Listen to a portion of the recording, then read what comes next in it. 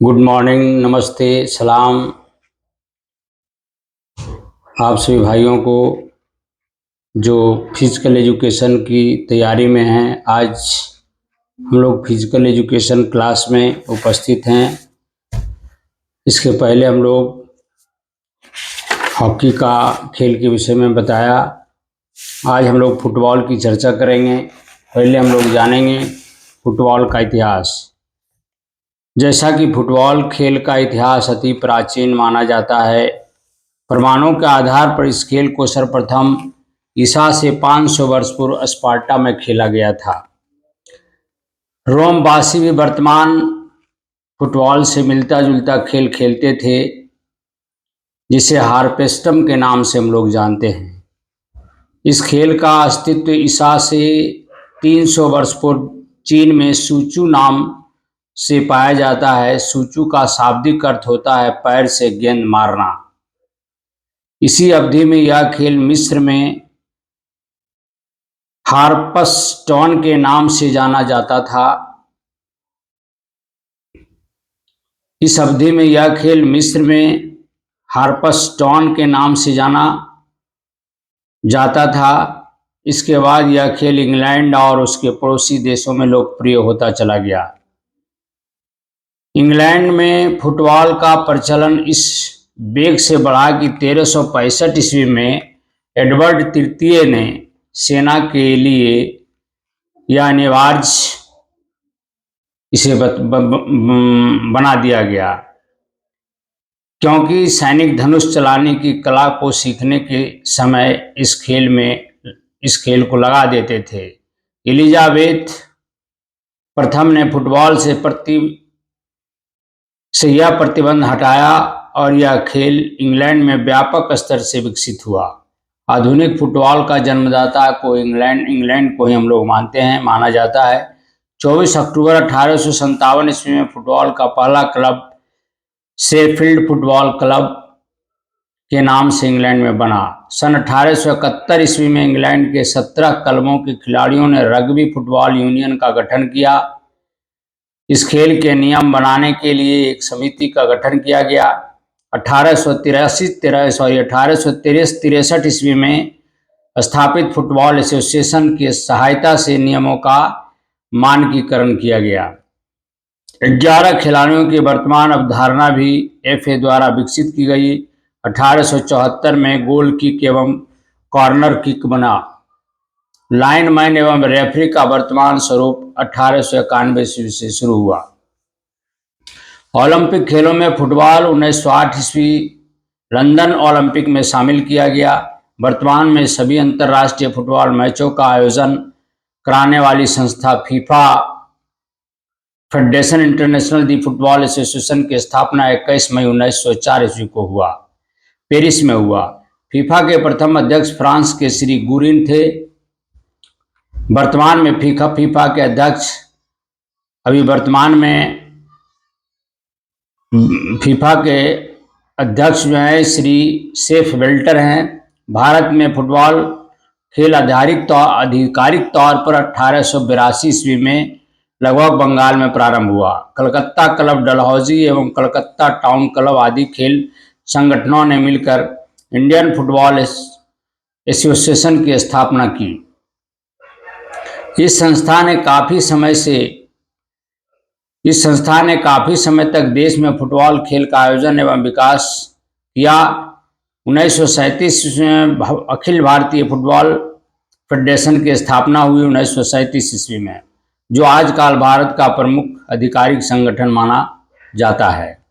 कलकत्ता में फुटबॉल के खेल प्रारंभ होने के बावजूद देश की सबसे पुरानी फुटबॉल प्रतियोगिता दिल्ली में होती है। 1888 ईस्वी में प्रारंभ फुटबॉल डुरंड टूर्नामेंट को भारत की सबसे पुरानी फुटबॉल प्रतियोगिता माना जाता है, जिसको हम लोग कहते हैं डुरंड फुटबॉल टूर्नामेंट। 1951 ईस्वी में भारत में एशियाई खेलों में भाग लिया तथा फुटबॉल का स्वर्ण पदक इसने जीता।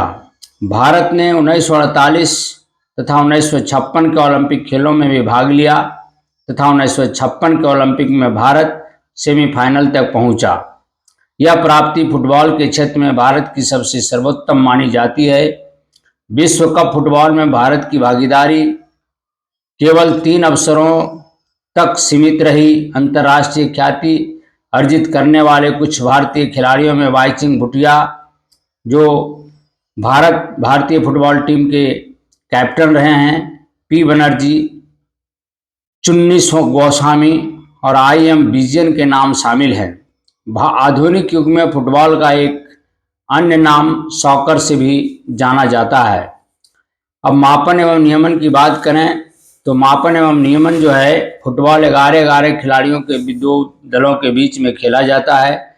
इसका मैदान आयताकार होता है, जिसमें दोनों ओर से गोल पोस्ट में गेंद को पैरों को उपयोग से धकेलने का प्रयास किया जाता है। इस खेल की महत्वपूर्ण याद रखने वाली कुछ बातें निम्नलिखित है। पहला है, फुटबॉल के मैदान की लंबाई 100 गज से 130 गज होती है, जबकि फुटबॉल की मैदान की चौड़ाई 50 गज से 100 गज होती है।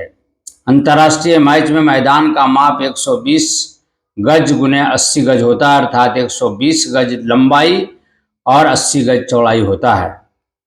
गेंद का परिधि 27 इंच से 28 इंच तक होता है। गेंद का वजन जो होता है वो 14 औंस से 16 औंस तक होता है।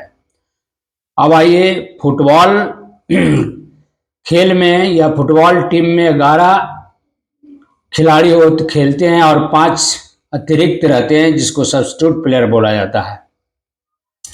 एक मैच में 2 प्लेयर ही बदला जा सकता है, 7 सब्स्टिट्यूट किया जाता है।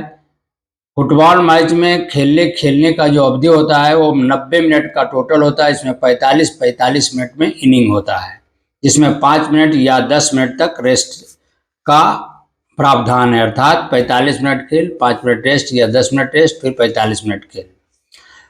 गोल क्षेत्र का गोल स्तंभ से इसकी दूरी जो होता है 6 गज होती है। पेनाल्टी क्षेत्र के गोल स्तंभ से इसकी दूरी जो होता है वह आपका 18 गज होता है, अर्थात पेनाल्टी क्षेत्र की गोल स्तंभ से दूरी 18 गज से गोल किया जाता है। गोल पोस्ट की लंबाई जो होता है वो 24 फुट होती है, जबकि इसकी ऊंचाई, गोल पोस्ट की ऊंचाई 8 फुट होती है। गोल पोस्ट से पेनाल्टी चिन्ह की दूरी जो होता है वो 12 गज होता है। मैदान के मध्य वृत्त का अर्ध व्यास जो होता है वह 10 गज का होता है। पेनाल्टी क्षेत्र की लंबाई और चौड़ाई अगर बोल लिया जाए तो 44 गज लंबा होता है और चौड़ाई इसका जो होता है 18 गज होता है। गोल क्षेत्र की लंबाई चौड़ाई अगर लिया जाए तो गोल क्षेत्र की लंबाई जो होता है 20 गज और चौड़ाई 6 गज होता है। फुटबॉल के कुछ मूलभूत कौशल हैं जो निम्नलिखित हैं: throw in, goal kick, corner kick, free kick, penalty kick, direct free kick, indirect free kick और ऑफसाइड। ये मूलभूत कौशल्य है। कॉर्नर किक, गेंद गोल रेखा से बाहर जाती हुई रक्षक टीम के किसी खिलाड़ी को छूने पर आक्रामक टीम को दी जाती है। फ्री किक नियम भंग वाले स्थान से दी जाती है। पेनाल्टी किक, रक्षक टीम के खिलाड़ी पेनाल्टी क्षेत्र में फाउल करने पर विरोधी टीम को दी जाती है। तो अब इसके फुटबॉल में प्रायः ऑफेंसिव और डिफेंसिव टैक्टिक्स जो होता है वो निम्नलिखित है, जैसे 2-3-5 फॉर्मेशन का गेम जो इसमें होता है, उसमें आपका फुटबॉल टीम में ऑफेंसिव में जो होता है वो 2-3-5, 4-2-4, 4-3-3 को ऑफेंसिव कहा जाता है और डिफेंसिव में जो होता है वो 4-4-2, 4-4-2 को डिफेंसिव फॉर्मेशन कहा जाता है। अधिकारी की बात करें तो अधिकारी इसमें मात्र फुटबॉल में एक रेफरी होता है जो खेल को नियंत्रित करता है। 2 लाइनमैन होते हैं जो जहां से फुटबॉल आउट जाता है या बाहर जाता है, लाइनमैन वहां चिन्हित करते हैं जो रेफरी की मदद करते हैं। रेफरी टाइम कीपर का काम भी करता है। तो आज हम लोग फुटबॉल का हिस्ट्री के बारे में जाने। अब हम लोग जानेंगे इसका वस्तुनिष्ठ प्रश्न के बारे में। तो इसके पहले भी आपको मैं चर्चा कर चुका था। अगले अथी में क्लास में हम लोग खेलों के क्रिकेट के बारे में बता दिए हैं, उसके बाद हॉकी के बारे में भी बता दिए हैं। अब हम लोग चलेंगे आज फुटबॉल के वस्तुनिष्ठ प्रश्न के बारे में, जो मुख्य प्रश्न है जो अक्सर एग्ज़ाम में पूछे जाते हैं। तो मेरे भाई बहनों, आज हम लोग फुटबॉल इतिहास के बारे में जानें, और